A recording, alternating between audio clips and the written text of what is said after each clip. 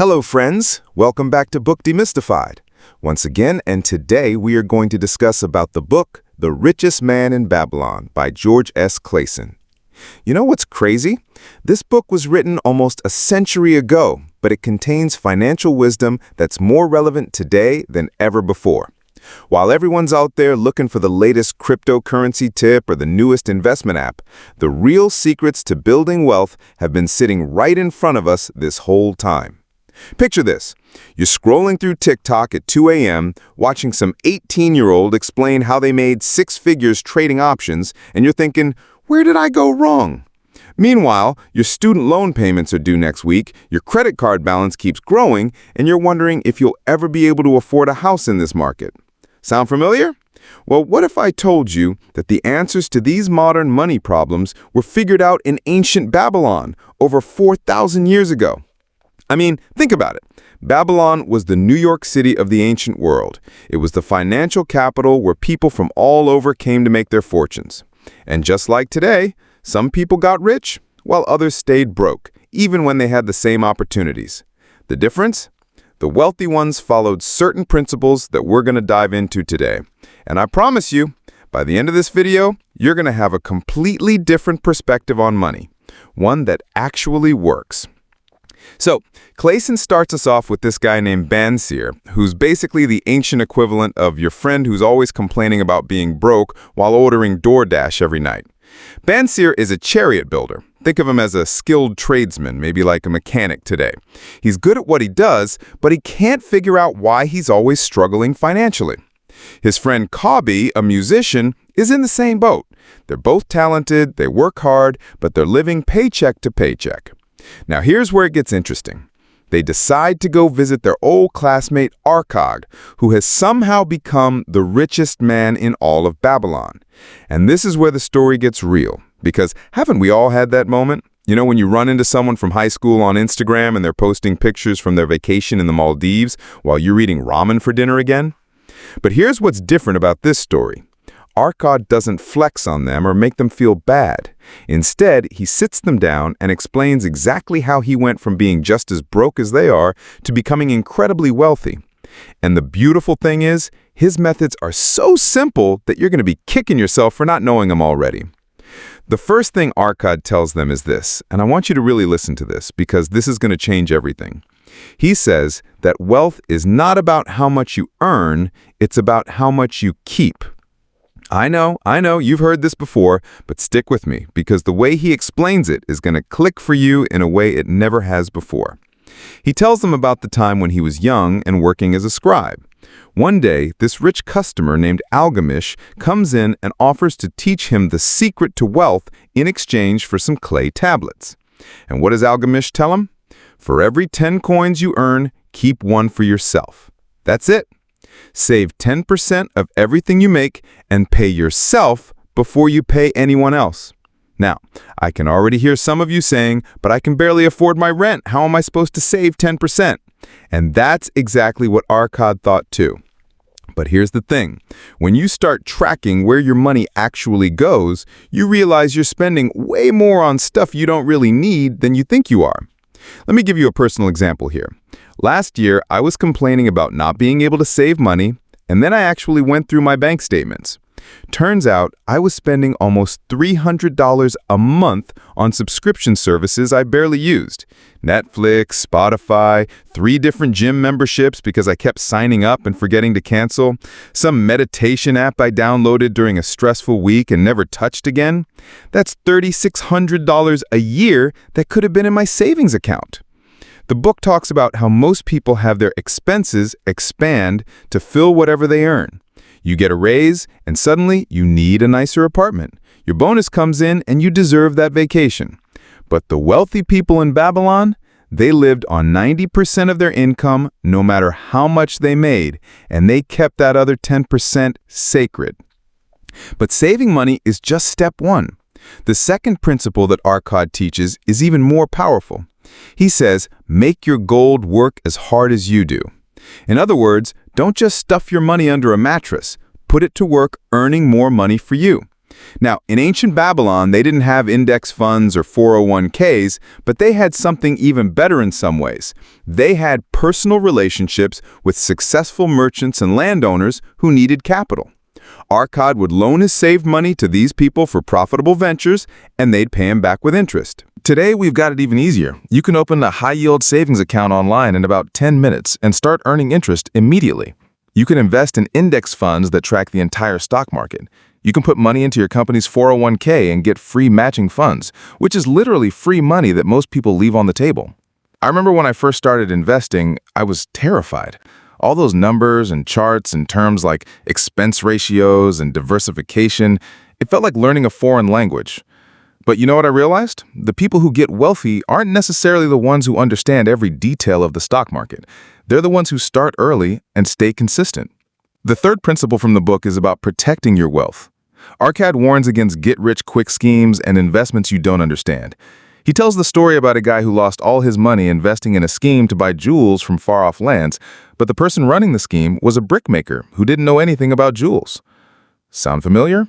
How many people do you know who lost money on some crypto project that promised 1,000% returns run by some anonymous person on Discord? Or who got suckered into a multi-level marketing scheme because their cousin's friend was making so much money selling essential oils? The ancient Babylonians had a rule. Only take investment advice from people who are successful at investing. Don't ask your broke friend for financial advice. Don't take investment tips from someone whose own finances are a mess. If you want to learn about real estate, talk to someone who's actually successfully invested in real estate, not someone who just watched a YouTube video about it. Here's something that really hit me from the book. Arkad talks about how most people work their whole lives to pay everyone else first. They pay their landlord, their car payment, their credit cards, their streaming services, their insurance companies, and then if there's anything left over, they might keep some for themselves. But wealthy people flip this around. They pay themselves first, then figure out how to live on what's left over. I started doing this 2 years ago, and it was honestly one of the hardest but most rewarding changes I've ever made. The first month was tough. I had to actually think about whether I really needed that new phone case or if I could skip going out to eat one more time that week. But you know what happened? My lifestyle adjusted, and I didn't even miss that money. Meanwhile, my savings account started growing for the first time in my adult life. The fourth principle from the book is about making sure your investments earn you a consistent return. Arkad explains that wealth isn't built through one big score. It's built through steady, reliable gains over time. He talks about how he would rather earn a modest return that he could count on month after month, year after year, than chase some huge payout that might never come. This is so relevant today, it's not even funny. We live in a culture that's obsessed with overnight success stories. Everyone wants to be the next person who bought Bitcoin at $1 and sold it at $60,000. But for every person who got lucky with a meme stock, there are thousands who lost their shirts trying to time the market. The wealthy people I know in real life, they're not day traders or crypto millionaires. They're people who started investing in their 20s, put money consistently into index funds, bought houses they could afford and held onto them, started businesses and reinvested the profits. They got rich slowly and steadily, not through some dramatic lottery ticket moment. Hey, if you're enjoying our free book summaries and want to support what we do, there are a few easy ways to help. You can subscribe to the channel, become a member, or grab the book using our affiliate link in the description. And if you'd like to go a step further, you can also leave a tip via PayPal or UPI. The link's below. Every bit of support helps us keep creating valuable content for you. Now, the fifth principle from the book is about owning your own home. Arkad argues that paying rent is just making someone else wealthy, while paying for your own home is an investment in your future. Every month, instead of handing money over to a landlord, you're building equity in something you own. I know what you're thinking. Have you seen housing prices lately? Trust me, I get it. In some markets, buying a house feels absolutely impossible right now, but the principle still applies. The idea is to own appreciating assets instead of just paying for the privilege of using someone else's assets. Maybe you can't buy a house right now, but you can start investing in REITs, which are like owning tiny pieces of lots of different properties. Maybe you can't afford a house in Manhattan, but you could buy a duplex in a smaller city and rent out half of it. The point is to think like an owner, not just a consumer. The sixth principle is about securing your future income. Arkad talks about the importance of making sure you'll have money coming in even when you can't work anymore. In his time, this meant investing in things that would provide ongoing income, or making sure your children were trained in profitable skills so they could take care of you in old age. Today, we call this retirement planning, and honestly, it's one of those things that's so boring that most people just ignore it until it's almost too late. But here's what's wild. If you start putting money into a retirement account in your 20s, you'll end up with way more money than someone who starts in their 40s, even if they put in more money each month. I ran the numbers once, and it blew my mind. If you put $200 a month into a retirement account starting at age 25 and it earns a 7% return, you'll have over $1 million by the time you're 65. But if you wait until you're 35 to start, you'd have to put in almost $400 a month to end up with the same amount. The math is just brutal when you wait. The seventh and final principle is about increasing your ability to earn. ARCAD emphasizes that your most important investment is in yourself, your skills, your knowledge, your ability to create value for other people.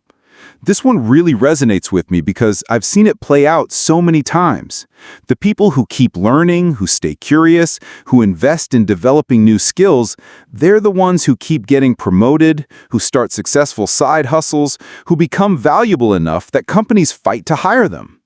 I think about my friend Sarah, who was working as a basic administrative assistant 5 years ago, making barely above minimum wage. But instead of just accepting that as her fate, she started taking online courses in digital marketing during her lunch breaks. She learned about social media advertising, email marketing, web analytics, all stuff she could learn for free or cheap online. Fast forward to today, and she's the head of digital marketing at a startup, making 6 figures, and she has companies constantly trying to recruit her. She didn't wait for someone to hand her a better opportunity. She created one by investing in herself. The book tells this amazing story about a guy named Demystified, who went from being wealthy to losing everything and becoming a slave, then working his way back to wealth again. The key lesson from his story is that setbacks don't have to be permanent if you stick to these principles and keep working at it. This is so important because a lot of people give up on building wealth after their first failure.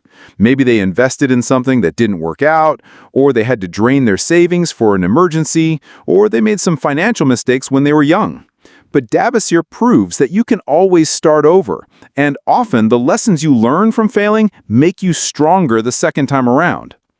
What I love about this book is that it doesn't promise you'll get rich quick or that building wealth is easy. It's honest about the fact that it takes discipline, patience, and consistency. But it also shows you that the path is simple and that anyone can do it if they're willing to follow these time-tested principles. Think about it this way. These principles worked in ancient Babylon, they worked during the Great Depression, they worked during every economic boom and bust since then. And they're working right now for people all around the world. They're not dependent on any particular government policy or market condition or technological innovation. They're based on fundamental truths about how money works. Let me break this down into practical steps you can take starting today. First, track every penny you spend for 1 month.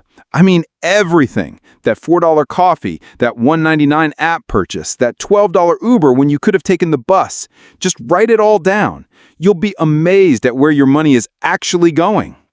Second, set up automatic transfers so that 10% of every paycheck goes straight into savings before you even see it. Treat it like a bill you have to pay, because you do. You're paying your future self. Third, once you have a small emergency fund built up, start investing that money.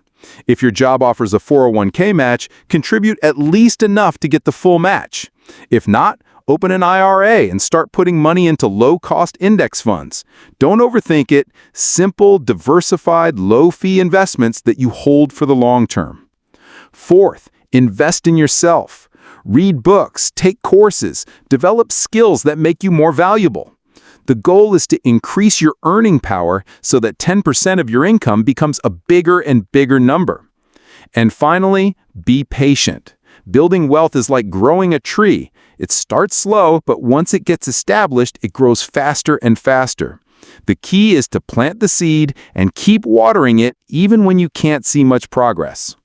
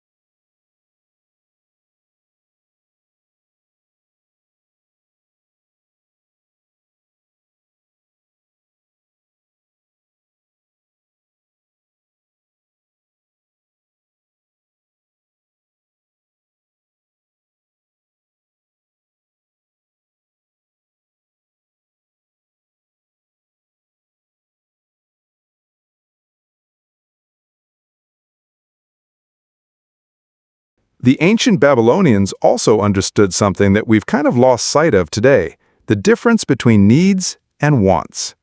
They lived in a harsh desert environment where resources were limited, so they had to be very clear about what was essential and what was just nice to have. Today, we live in the most abundant society in human history, but somehow we've convinced ourselves that we need all kinds of stuff that previous generations lived perfectly happy lives without. We need the latest iPhone. We need a car that's less than 5 years old. We need designer clothes. We need to eat at restaurants multiple times a week. But when you really examine these needs, most of them turn out to be wants that have been dressed up as needs by clever marketing and social pressure. And every dollar you spend on a want instead of investing in your future is a dollar that's not working to make you financially free. This doesn't mean you have to live like a monk. The goal isn't to never enjoy your money. The goal is to be intentional about it, to make conscious choices about what's really worth spending money on, and to make sure you're investing in your future before you spend on luxuries. One of my favorite stories from the book is about a man who dreams of traveling to distant lands and having grand adventures. But instead of just dreaming about it, he starts saving money and investing it wisely. Eventually, his investments generate enough passive income that he can actually afford to travel and have those adventures without going broke. That's the real power of following these principles. It's not about depriving yourself with the things you want. It's about building enough wealth that you can afford the things you want without sacrificing your financial security. I think about this every time I see someone complaining on social media about being broke while posting pictures of their expensive coffee or their latest shopping haul. They're choosing immediate gratification over long-term freedom and then wondering why they feel trapped. But the people who follow the Babylonian principles, they might drive an older car and live in a smaller apartment for a few years, but eventually they reach a point where they have more financial freedom than people who earn twice as much but spend everything they make. The book ends with this powerful message, that these principles are available to everyone regardless of their background or current situation. You don't need to be born wealthy or have special connections or get lucky with investments. You just need to be willing to save consistently, invest wisely, and be patient while your wealth grows. As we wrap up, let me leave you with this thought. Every successful person you admire, every wealthy person you know, every person who has financial freedom, they all started exactly where you are right now. They all had to make the choice to pay themselves first, to live below their means, to invest in their future instead of just consuming in the present. The only difference between them and people who stay broke is that they made different choices with their money. And you can make those same choices starting today. So here's my challenge for you. Don't just watch this video and move on. Actually implement one of these principles this week. Set up that automatic savings transfer. Open that investment account. Start tracking your spending. Take one concrete step toward financial freedom. Because here's the truth that ancient Babylon knew and that we sometimes forget. Wealth isn't magic. It's not luck. It's not rocket science. It's the predictable result of following proven principles consistently over time. And if people could build wealth 4,000 years ago with clay tablets and donkey caravans, you can definitely do it today with all the tools and opportunities we have available. The richest man in Babylon became rich not because he was special, but because he followed simple principles that anyone can follow. The question is, will you be the person who follows these principles? Or will you be the person who keeps making excuses for why they won't work for you? The choice is yours, and it starts right now. Thanks for watching, and I'll see you in the next video where we continue uncovering the secrets that successful people have known for centuries.